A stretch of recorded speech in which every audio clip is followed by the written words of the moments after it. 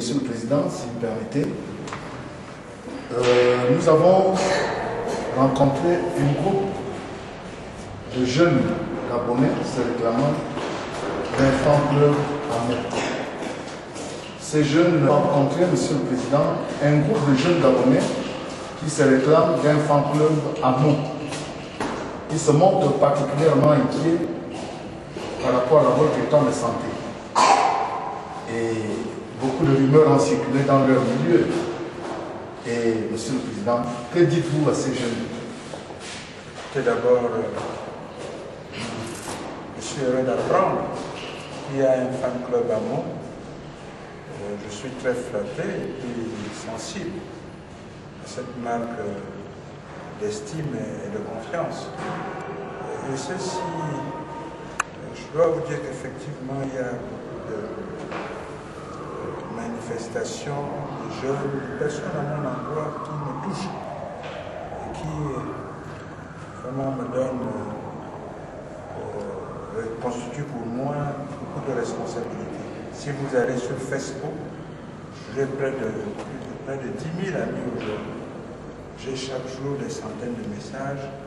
Bref, je crois qu'il nous faudra tout faire pour ne pas décevoir cette jeunesse.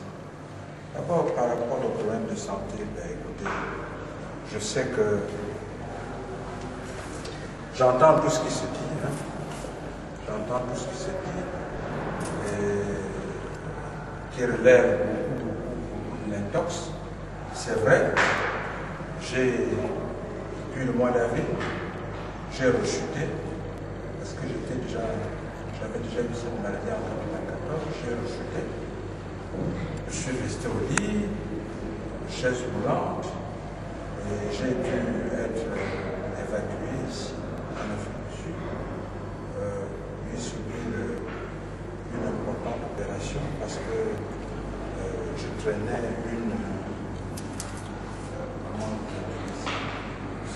une sciatique paralysante.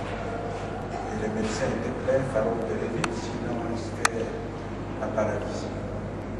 Je suis venu ici et grâce au concours des amis, j'ai pu rapidement obtenir un rendez-vous près d'un des meilleurs neurochirurgiens d'Afrique du Sud. Parce qu'on nous a dit que pour obtenir un rendez-vous chez ce spécialiste, il faut 8 mois. Il faut 8 mois. Ça, vous l'avez fait à... Bon, j'ai quand même quelques amis ici. Et des amis bien placés. Et là, je les remercie. Parce que sans eux, peut-être qu'ils seraient paralysés aujourd'hui. J'ai eu mon rendez-vous en 2 jours. 2 jours et j'ai été opéré une semaine après. L'opération a duré 3 heures. L'opération lourde, 3 heures sur. Et puis, une semaine après, j'ai commencé la rééducation. Parce que le plus compliqué, le plus important dans ce genre de maladie, c'est qu'il faut subir une rééducation. Parce que la récupération est longue. J'ai commencé la rééducation. Je m'avais surpris il y a quelques jours à la piscine, mais je vais chez les physios, je subis des réunions infrarouges. Vous m'avez suivi dans tout ce pas. Donc le travail de rééducation se fait, c'est beaucoup d'efforts, mais il se fait.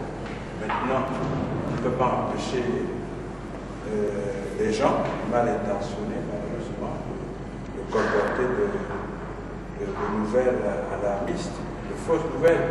J'ai appris que j'étais agonisant, j'ai appris que j'étais grabataire, j'ai appris que j'étais vraiment j'étais perdu. Je sais, je porte un corset,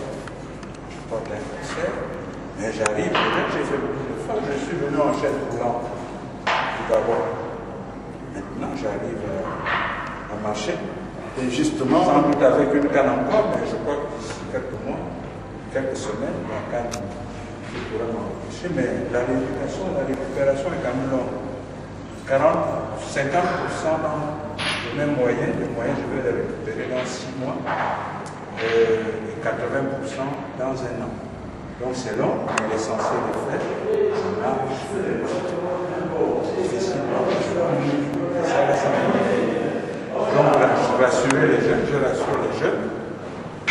Hamo va bien. Hamo a des problèmes de santé, mais c'est en train de se résorber. Mais n'empêche que maintenant, je suis disponible, je travaille beaucoup. Même ma tête, elle est bien placée. Et ça va, je les rassure. Je rassure tous les Gabonais sur mon état de santé en disant, bon, vous savez, on est tous égaux devant la maladie. Il ne faut jamais se moquer de la maladie d'autrui, parce qu'on est tous des malades, sinon. Alors, ça va aller. Je vais. Merci donc, Monsieur le Président. Puisque nous sommes au terme de cette mission, notre souci était d'informer les Gabonais.